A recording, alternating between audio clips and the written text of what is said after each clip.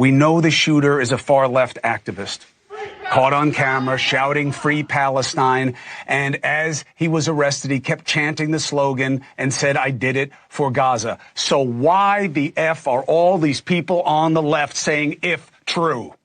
And if that's who he is, and if he's not an IDF plant, and you don't want any of the blame for what just happened on you? He is described as what he is. He said what he said.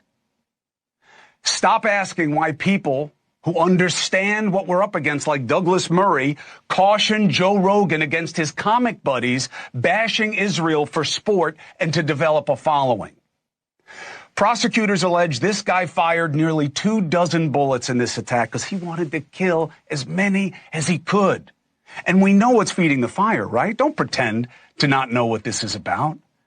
The man has been conditioned to identify with the oppression in Gaza as if he's one of them, and there are so many like him here, in our families, on our campuses. Did he know one of his victims wasn't a Jew? I love how people are using that as it somehow mitigates what this was about. You know he didn't know, right? He was there to kill Jews, obviously.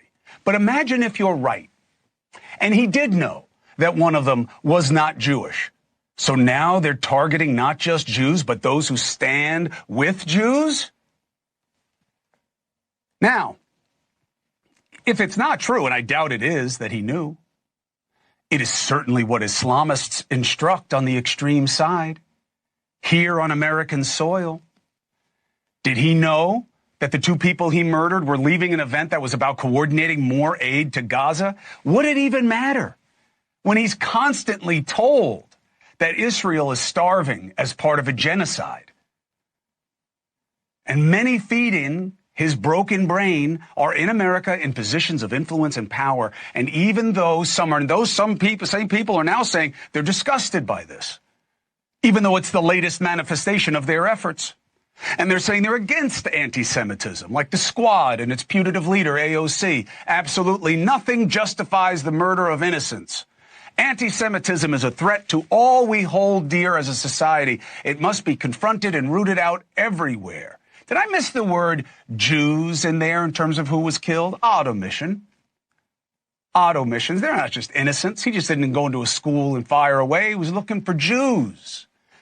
You know, the people you say are conducting a genocide. Those people. Now, of course, AOC doesn't just say what I just read, right? Nor do her colleagues, right? And it's all those other signals and suggestions that foment what we saw here and on our campuses. And you can make the case. Hold it. You can make the case. Don't draw a moral equivalency between the murder of 2 and the murder of thousands. Okay. In Gaza. Okay. But what are you leaving out in that? I'll tell you what the parallel is. Okay. These murders were precipitated by hate of Jews, just like October 7th.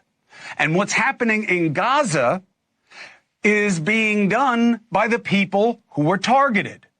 And Hamas, not freedom fighters, terrorists, refused to disarm, refused to stop hiding among civilians, refused to stop stealing the aid for civilians, and refused to return who they stole.